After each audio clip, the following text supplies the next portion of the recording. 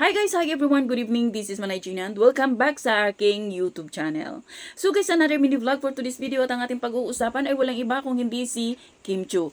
Kasi nga guys, nung nakarang araw napanood ko ang vlog ni Romel Chica at yun nga, pumunta nga siya kay Mamu, Gloria Escuto at merong pinapahulaan ng mga artista kasi maraming nagre-request na kung pwedeng pahulaan ito, kung anong mangyayaring ganito.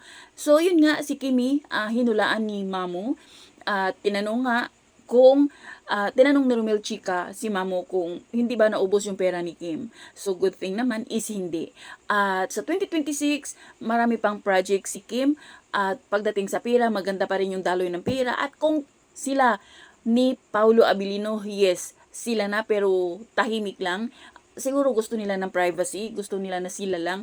Kasi alam naman din natin guys, na kapag nilantad nila sa social media, alam mo yung maraming mga evil eye siguro, yun yung sinasabi nila. Kaya siguro gusto nila ng privacy para smooth lang, na sila lang nakakaalam. At mayroon nga ding mga usap-usapan na nagli-live-in na, pero I'm not sure, hindi din ako sure, hindi din ako naniniwala. Dahil alam ko yung stand ni Kim pagdating sa live-in, ayaw niya talaga.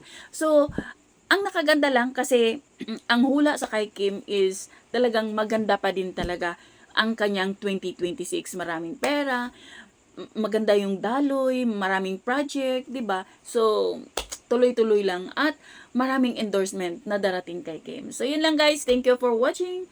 Bye. God bless everyone.